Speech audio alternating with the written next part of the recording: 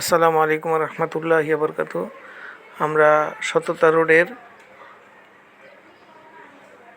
এই বাড়িতে দুইটি সেফ ডিভাইস লাগাবো, একটি নিচের রিজার্ভ ট্যাঙ্কির জন্য আর একটা উপরের ট্যাঙ্কির জন্য। তো আমরা নতুন মেশিন লাগাবো, আমাদের কেবল কোন দিক দিয়ে টানতে হবে সেটা আগে নির্ধারণ করতে হবে। আমরা উপরের ট্যাঙ্কির জন্য যে কেবল টানবো এটা ঠিক এদিক দিয়ে নিচের দিকে নামে নিয়ে আসবো ছাদ থেকে। আর নিচের রিজার্ভ ট্যাঙ্কির জন্য যেটা টানবো এটা এখান দিয়ে ফুটো করে, ট্যাঙ্কি বরাবর ফুটো করে এখান দিয়ে আমরা তারটা টেনে ঠিক সিঁড়ি রুমের নিচে নিয়ে যাব ইনশাল্লাহ। আমরা দুইটা ডিভাইস এনেছি,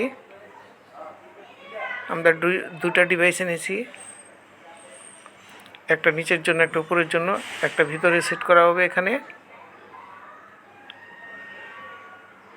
আর একটা বাহিরে এখানে সেট করা হবে। বাইরেরটা নিচের ট্যাঙ্কির জন্য।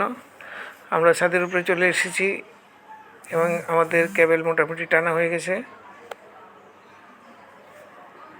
আমরা এখান থেকে কেবলটাকে নিয়ে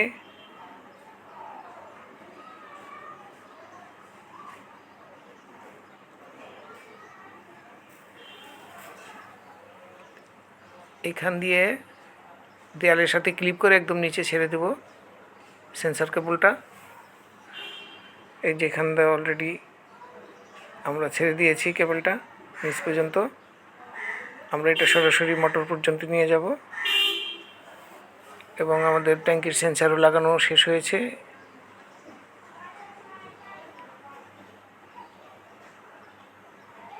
আমাদের উপরের কাজ শেষ।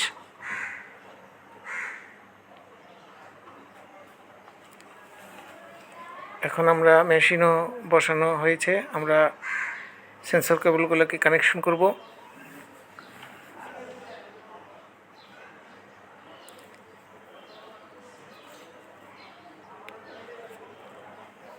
নিচের রিজার্ভ ট্যাঙ্কি যেটার জন্য লাগানো হচ্ছে এটা পানি টানতে হয়, তো রাত্রিবেলা পানি টেনে আর অপেক্ষা করতে হবে না। এটা ট্যাঙ্কিটা ভরে অটোমেটিক বন্ধ হয়ে যাবে, কিন্তু অটো চালু হবে না।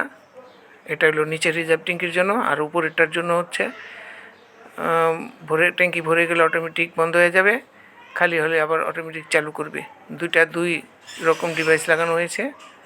তো আমরা এখন নিচের ডিভাইসটাকে লাগাবো, এই জন্য ডিভাইসের যে সেন্সর কেবল ঢুকবে ওই জায়গাটা আমরা ফুটো করে নিচ্ছি ট্যাঙ্কির ভিতরে ঢুকে দেওয়ার জন্য। তো আমাদের নিচের রিজার্ভ ট্যাঙ্কির কাজও শেষ। আলহামদুলিল্লাহ আমাদের কাজ সম্পূর্ণ হয়েছে।